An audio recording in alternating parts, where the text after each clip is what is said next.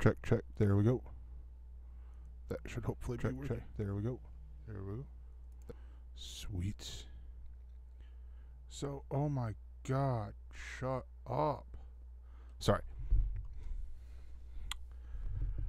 Hello and welcome to a new show that I'm trying out here right now by doing it and giving it a title and everything. This is called What Else? For those of you guys who know, or hopefully know, with the podcast that we've done, What Else, the Else Nerds, started off way back in the day as What Else Is On, and before that, What We're Watching Weekly.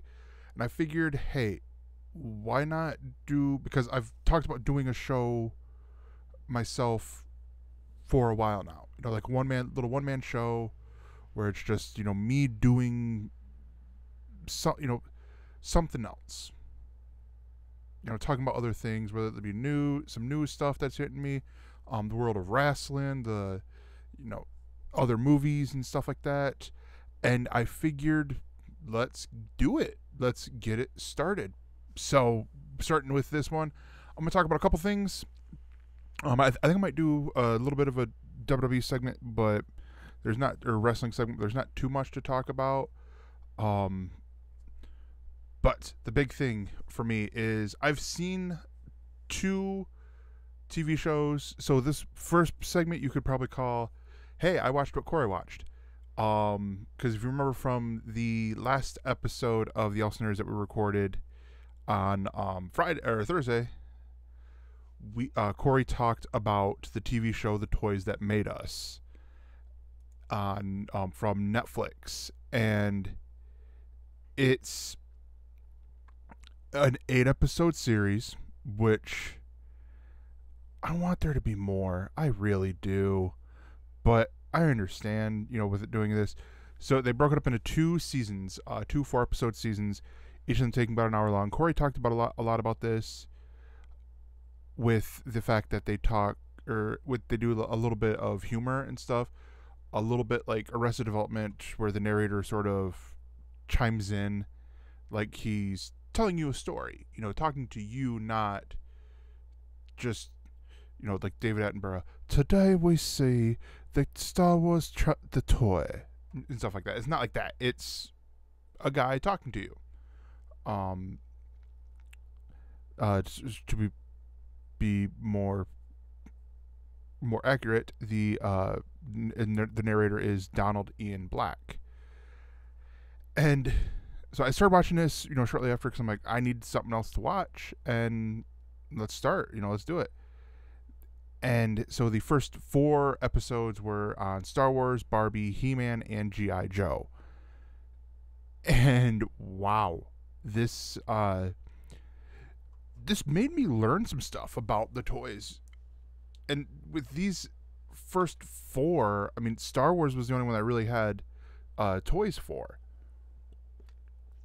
And they weren't even the Kenner ones. I only had from Hasbro, because it's really where, where the episodes on Star Wars toys, it was really more on Kenner. And just, with how that whole thing went, with them being on the 11th floor of the Kroger building in Cincinnati, Ohio, to them being acquired by Hasbro. But it's one of those things that it's still really cool to see, because they're doing it in this way that you're still learning, but it's fun, which is always awesome. The next one was Barbie. Barbie, I never had. My sister had them, honestly. And it was one of those things that I sort of wish she had the older Barbies, because the Barbies she had were from the 90s, where the plastic was hard, so it moves like this. There's no real bending at the elbow. It only really had, I believe in terms, I think only like 6 points of articulation, because I think the hips moved too. Like you could turn the Barbie, but that was, it was head, hips, arms, and legs, would move straight and stuff like that. But back in the day, how awesome, like, the legs actually moved like a leg. That was really cool to see. And Beatmaster, the producer, is pointing out, "Hey, this isn't a cam girl stream." Well, yeah, it's not. I mean, I got tits like a girl, but well, sometimes. But yeah, shut up. He-Man, never got into. I was never really into He-Man, but this one was cool. G.I. Joe was one where I sort of was into the cartoon. The big one was the season 2. Star Trek, Transformers, Lego, and Hello Kitty. Lego and Transformers, that was my childhood. If I still had the toys on my shelves, which actually I think I still have a Transformer. I might still have a Transformer, I don't know. But it was mainly Lego and Transformers that I had. Because the Transformers were cool. And one of the things I complained about was the fact that the toys, when I got older, sucked, because it was the simple, okay, legs pop out, legs split a half in the back half of the car, arms pop out, and head done. You've transformed it and stuff.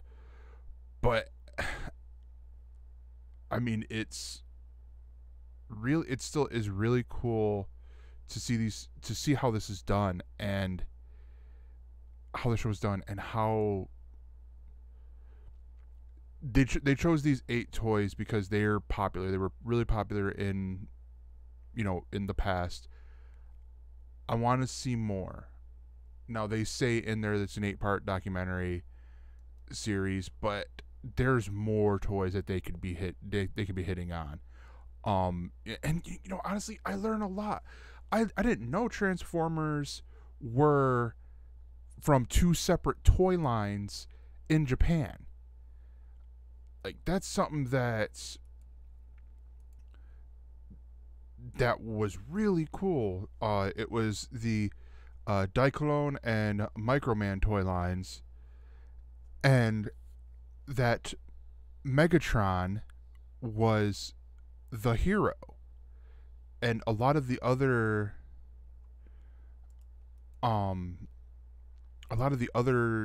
shows, or the characters on there, got switched over on the side, or from one side to another, which was really intriguing to me.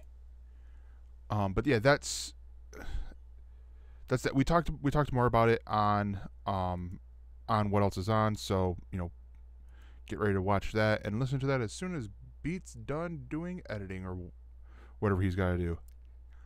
The other show that I'm going to talk about is the Funko documentary Making Fun: The Story of Funko. Now, this documentary was really intriguing, and it's mainly because of the fact that it's partially about the story of Funko, the company. The people who you're seeing their toys on my back and my bookshelf behind me. But the story of the collectors as well.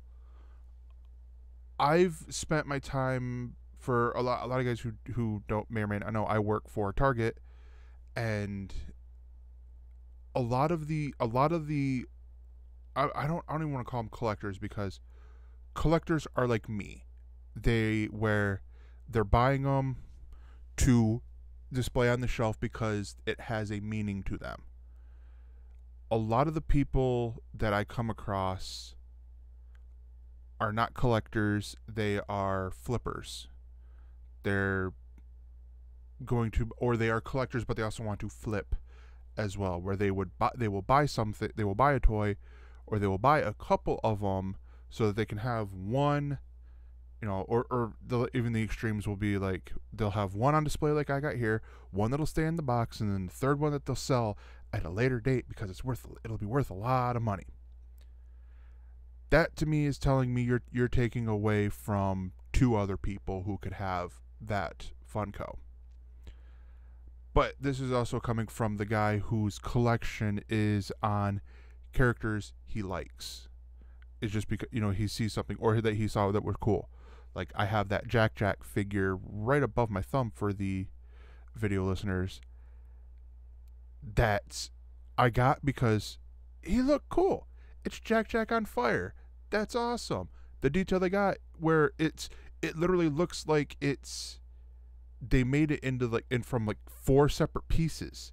You have the regular Funko underneath of Jack Jack, standing here like this or whatever, and then they made the outside fire part, and it stays, and he's tucked right in there. It's really good. But the documentary, it follows quite a bit of people in here. We get some of the original Funko collectors who collected the Freddy Funkos or some of the other Funkos, because these are not the originals. These are not what they started with. What they started with were what they really started with was the Big Boy. The Big Boy bobblehead. They did bobbleheads. That was really what they came to fame for. And they did the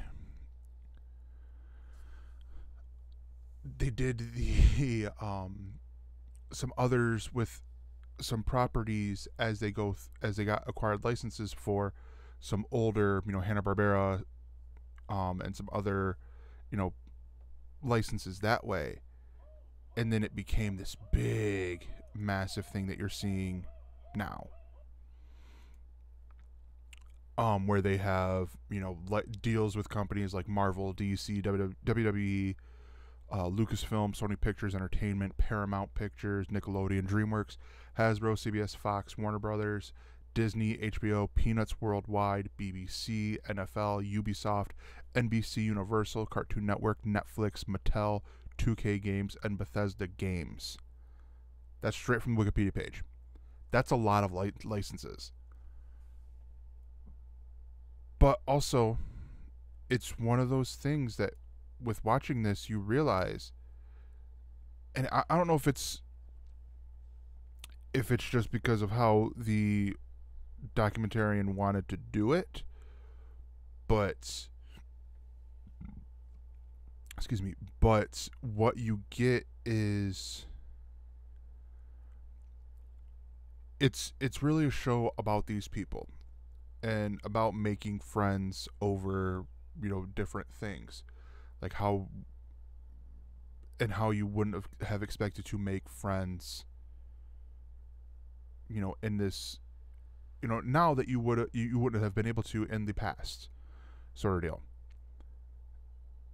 That's where, my collection of Funkos are so special to me, because it's not, oh, I've got a complete set or I only collect this one. The closest I got to that is I have what I call the life cycles of Groot. And even then they're all in weird sizes, because I have the first Groot from Guardians Volume 1.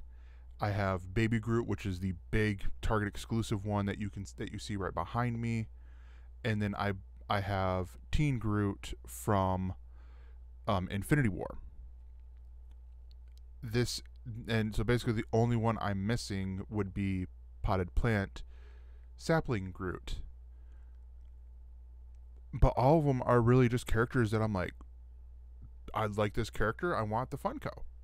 A few of them were ones that I got in clearance, that I got from a liquidation sale. The 3 down here at the bottom shelf, the New Day, I got at Toys R Us because, Toys R Us is going under. A couple of these, were bought where I bought at my comic book shop.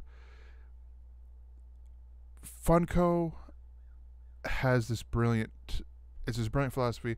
I love how they do it. They follow, you start with them in the beginning, where they were walking around Universal Studios,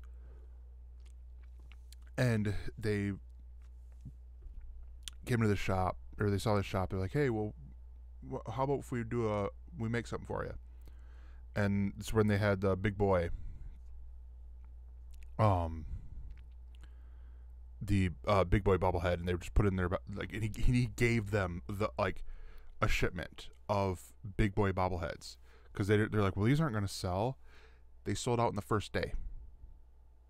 Yeah, and it ended with the unveiling of Funko HQ up in Everett, Washington. I mean, this is honestly just, for me, just cool stuff to see. Just cool, history of these things.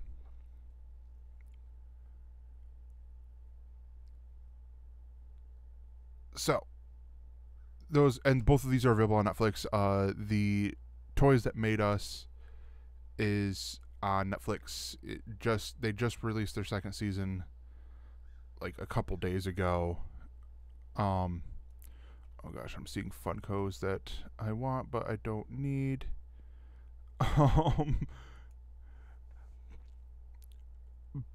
And then the Making of Fun, the story of Funko, is also available on Netflix, and you can find them wherever you have Netflix available.